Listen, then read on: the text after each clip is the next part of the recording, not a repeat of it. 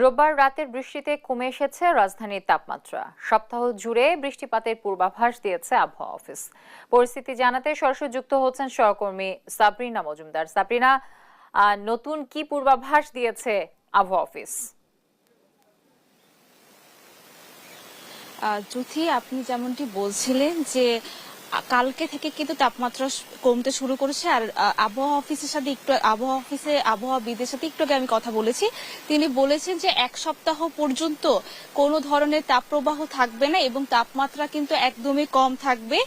আর যেটি বলেছেন যে আজকে থেকে কিন্তু যে বৃষ্টিগুলো হবে সেটি কিন্তু ঝড় বৃষ্টি তো হবে, বজ্রবৃষ্টি সহ কালবৈশাখী ঝড় হওয়ারও শঙ্কা রয়েছে।